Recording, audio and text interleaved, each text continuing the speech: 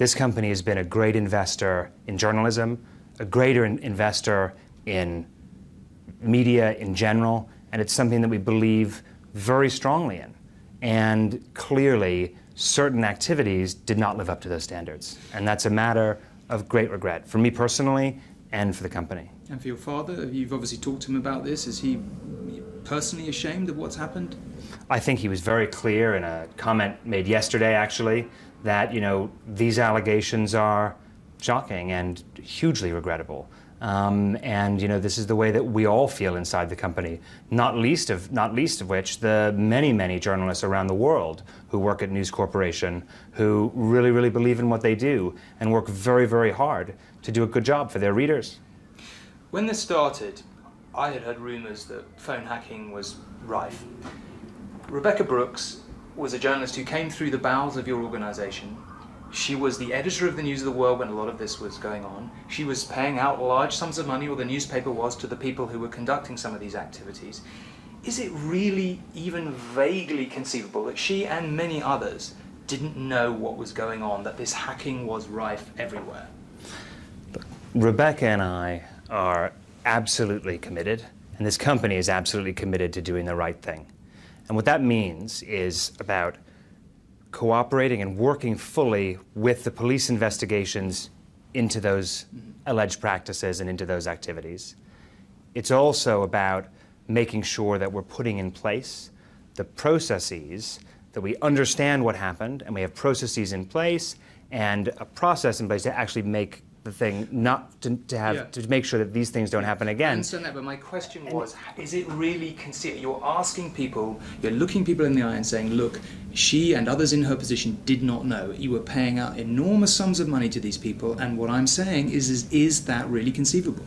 Listen, I am satisfied that Rebekah, her leadership of this business, and her standard of ethics and her standard of conduct throughout her career are very good. And I think what she's shown and what we have shown with our actions around transparently and proactively working with the police, recall, it's the process of information discovery that we went through proactively and voluntarily that actually started these investigations to be opened again by the police earlier this year. It's the proactive and transparent handing over of information to the police to aid them in their inquiries around payment to police and things like that, that actually she has led and this company has led. And I'm very confident that those actions show that we're doing the right thing. And we're committed to doing the right thing. But she seemed to admit to a select committee that you had paid police officers with Andy Coulson. We now know that, as I understand it, you have paid police officers. Everyone believed at the time that phone hacking was rife. Can I just push you on the answer to this question? On her and other senior executives, are you really saying that they did not know of these activities within their own newsrooms for which you were spending a great deal of money? I cannot comment, as you know, on specific individuals that are subject of a criminal investigation. This is your chief executive I'm talking about here. But you said some other individuals, right? So let me just make sure that that's clear, that I cannot comment on that, and you understand that. Yes. With respect to Mrs. Brooks, with respect to Rebekah, I am satisfied that she neither had knowledge of nor directed those activities. When Clive Goodman was arrested, what did you ask all your executives about those activities, and what did they say? Well, as you know, when Clive Goodman was arrested in those areas, I was actually not here, so I didn't ask them anything. The company undertook a process with the police at that time that we now know, after a very thorough process of discovery and of really opening all of that up again internally, we now know, and we've said, that that process at that time was not complete.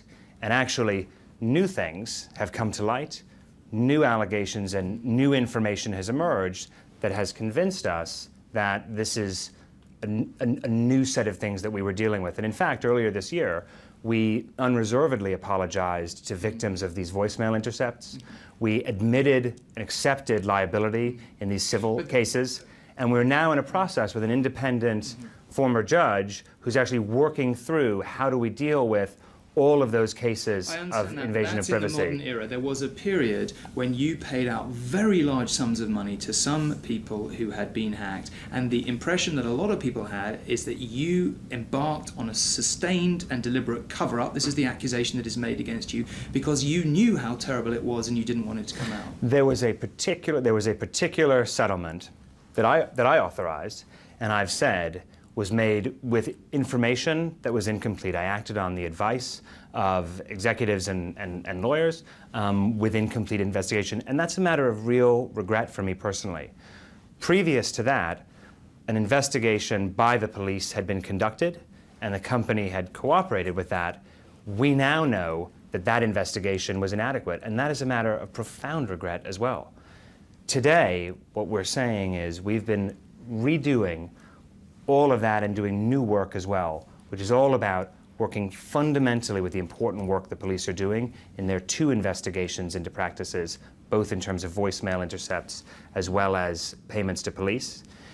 And we now know that the practices that are being discussed, that we're talking about here, were such that we fundamentally breached a trust with our readers. And that's why we're taking this action with the News of the World today. I just want to be clear. You are absolutely categoric, looking the public in the eye and saying you knew nothing of the extent of phone hacking within your newspaper group. Until very recently, you were simply unaware. At the point when you were convinced that you were saying that it was confined to Goodman and Co., you were absolutely convinced that that was the truth. Myself? Yes. Yes. When I first arrived here, and actually when a number of executives, and a lot of people are new, a lot of this was dormant. The police had said there's no reason for opening an investigation, and they repeated that assertion a number of times. The PCC had said we're satisfied, the Press Complaints Commission, we're satisfied with all of those things, and that was the environment we were in. Just about 2 years ago, some additional things emerged around the Gordon Taylor settlement, which was that year, and going forward. And at that point, we started to look at all of this again. And that's when we really embarked on a very thorough process. I mean, today, we have a sort of standards and practices group in the company of senior executives who are provided with oversight from our global board at an independent director and an executive director level. We have US and UK senior independent counsel overseeing that process of discovery and of cooperation with the police to really try to come to grips with these practices and not just make sure that our disclosure and our transparency with respect to these investigations is complete, but also that we can make sure that we put things right and that they don't happen again. But one final thing on this. You didn't look at the amount of money that had been paid out and think, how is it possible that only 2 people knew about that? That this was a practice confined to just a tiny section of the newsroom? Alarm bells didn't ring when you saw the money that you've been paying over years? At that point, the investigations that the police had conducted in cooperation with us and others, remember, 2 people had gone to jail, the editor had resigned. This was a matter that it was believed was a completed matter. And those are the assertions that independent third-party investigators, the police, actually and the PCC actually said as well. So until the new things emerged, that was really the catalyst for starting a whole new process that the company has been very thorough about. And I know it feels like it's taken a long time, but these are very serious matters that we take very, very seriously at a global level and at a personal level as well. So they do take time. There's criminal issues involved. There's the police involved. And there are real human beings involved as well that have allegations made against them that need to be proved or not proved and so on and so forth. These things have taken time, but we've reached a point now where, I'm confident in being able to say, that this practice was certainly enough to breach the trust of our readers. And at that point, you have to take responsibility and actually move the thing forward. And that's what we're doing today, and it's a matter of great regret. You're confident it was just the News of the World, not the Sun? Yes. I mean, you should know that, and I think you do, that there are these inquiries, and now these public inquiries that are going to happen that we welcomed yesterday when they were talked about at Prime Minister Questions, are into practices across the whole industry. So not just News International, but also at other newspaper groups and practices around journalism, as well as police practices across the industry. Well, I was going to say, our focus has been around processes internally in all of our papers, right? But in particular at the News of the World, where we really have had, where we've been able to discover quite a lot. There's a couple of questions there. One, do you think your newspaper group has taken the flak for a Fleet Street-wide practice? And two, in that question, are you really confident that this isn't a problem that's not going to spread to other newspapers in your group? I think, to your first question, is this something that the News of the World is taking the pain for the rest of the industry?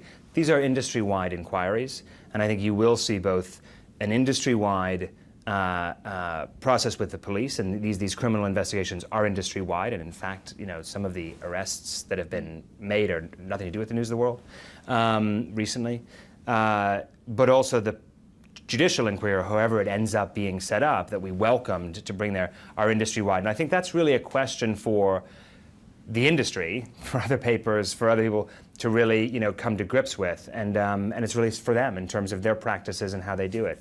And as far as News International is concerned, we are absolutely committed and determined to do the right thing here. But you're confident that this was not a problem at the Sun. That's what I'm just focusing on. You're confident that you've rooted this out and you're sure where it all happened, and that's that. At this point, yes. I mean, we are very confident, and also, I can look at these newsrooms and how they operate today, and I'm very confident we are very focused on the highest standards of ethics, the highest standards of just kind of common sense and good behavior, and actually treating our people, the subjects, as well as our readers with respect. Last few things.